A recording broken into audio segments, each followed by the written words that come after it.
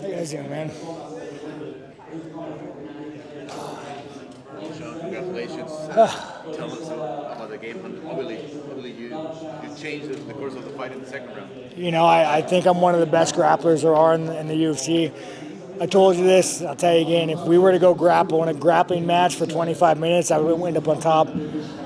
I don't like to grapple because it's a little questionable. Like getting a missionary, it's not what I do, but I grapple 3 days a week, 4 days a week, that's all I do. I got Jason Manley over there as like my grappling coach, so I'm the best grappler in the UFC, hands down. When he didn't stand up in the second round after that failed attempt, you thought he was hurt? No, I just knew that he couldn't get up. I knew what happened. My good guard, I'm not good head position. But I will say it was kind of fucked up. Did you guys see the last round? He cheated me, right? So he goes in the last round. He goes, "Come on, let's do the man dance." Or I said, "Let's give the people what they want." And he pointed down. I'm like, "All right, let's do it." And then he shoots a double leg on me, motherfucker. I mean, you guys, he kicked me in the balls, right? I guess I shouldn't have trusted him. But yeah, no. Did you see it? Yeah, fucking guy, dude. You kind of cheated me. Now I'm on the cage. I'm thinking to myself, if I lose this fucking fight because I trusted this motherfucker to stand and bang and he lied to me, I'm going to be so fucking pissed off. He only landed that takedown because I thought we're going to stand and bang. I'm an idiot. Are you and Chimaev in good terms now? We were never in bad terms. The way this fight game goes, you got to sell fights. You got to make it happen, The only thing with Chimaev that bothered me is he always had a threatening demeanor. I think it's just the guy's part of that world. They always walk around threatening, and I'm the kind of guy where you threaten me and I want to fucking murder you. But other than that, no, we've always been good. What is your friend's split decision? Well, no, because he fucking cheated me that stupid takedown at the end, bro. I was so pissed. It's dude, I trusted. I was hurt. I was hurt. I trusted you. I trusted you, motherfucker. Yeah, I was really... We even started the fight with the police inside the octagon, which is not common. Yeah. And at some point he tried to... Again, Chimaev's a good guy, he's a good guy. He showed me respect before and respect after.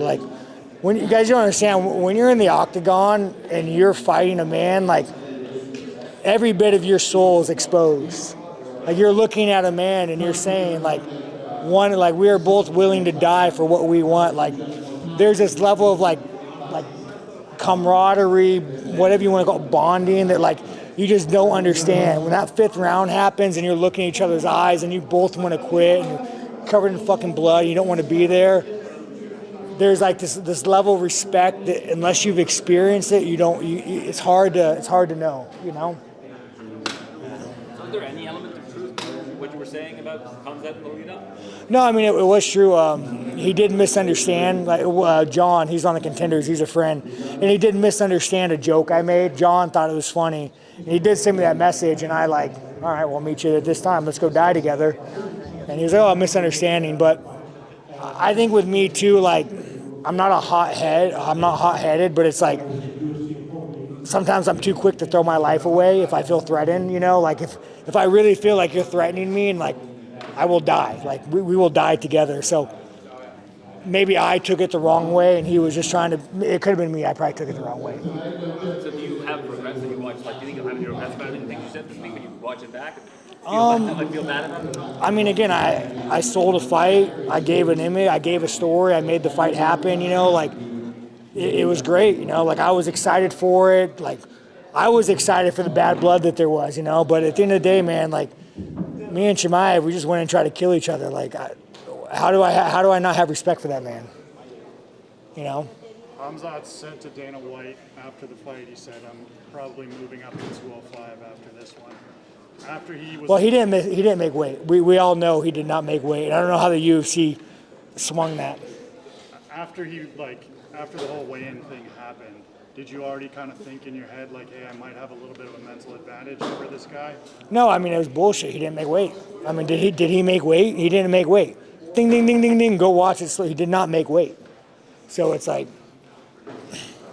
I remember from what my corner said or from Milan said, when he got on the check scale and it was oh shit. and they dragged him up because he was running out of time. No, he missed weight 100%. But I mean, I didn't bitch. I didn't say, hey, you missed weight, you cheat. I said, all right, I'll go fight you. Don't make weight. It looked like, I think the mics caught it. I can't remember what round it was, but did he actually say "I love you" when you guys went to tap gloves in there? Yeah, I mean, the guy, he's a warrior, guys. Like, I'm telling you, you don't know what it's unless you've done it. When you're sitting there covered in another man's blood, your own blood, and you're just like, it's like such a, like, almost like a spiritual experience when, like, you look at the warrior next to you and you're just like, man, I love you, I respect you, I want you to die. Like, it's hard to explain unless you've been there. Do you have a preference for who you'd like to fight next? Regardless of the rankings, is there anybody you have? No, I don't care. I mean, I think it's going to be probably Nassourdine. I've never cared. I've never said no, and I've never changed it.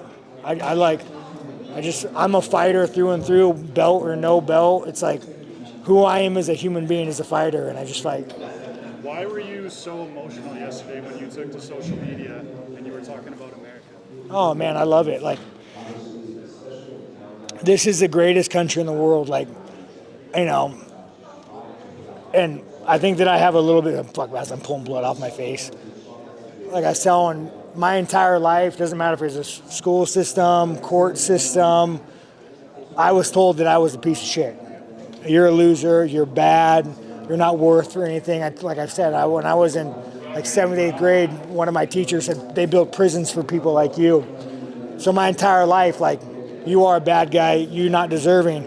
And then through like the UFC, all of a sudden, like, even people knowing who I am, I recorded my life. People are like, no, man, Sean, you're a good dude. Like, we like you, we support you. So it's like, I think I have a different love for my fans than most fighters do, because most fighters, you know, like, they don't need that. Like, Chimaev's never had that, where like everybody loves Chimaev. Like, even when, you know, you go to a different country, people love you, this and that. Like, my entire life has just been kind of shitty until the UFC fans kind of raised me up. So I think I just have a more appreciation for, like, you know, the lower guy, the garbage truck driver, the concrete guy. It's like, who I am today is because their support. Would you be interested in another fight with Chimaev in a rematch, or it was one and done? No, again, you know, as of always, you go get a couple W's and I'll see you again.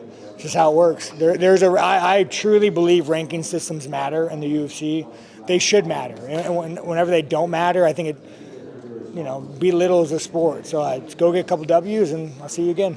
If you guys get another fight, how will the tension leading up to the fight is going to be? I mean, as always, when you do rematches, it's different. I'm sure we'll talk shit, and he'll say something, and I'll say something, and, you know, I'll say something bigoted and racist. He'll say something racist. He'll say something, you know, like, that's just how fights go, man. It's better that way, though. It's fun to, like, motherfuck somebody, you know?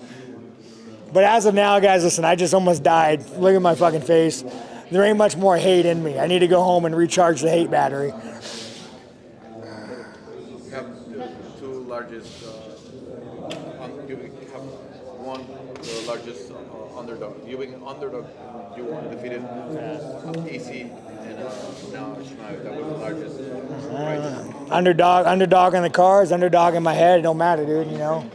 I'm going to go in there and fight. I could be a favorite. I could be an underdog. I'll just go in there and fight. Which one was sweeter? Who was sweeter? They all matter to me. Every fight matters. There's no which one's better. Hernandez mattered. Izzy mattered. They all matter. All right, guys. Does the title matter now?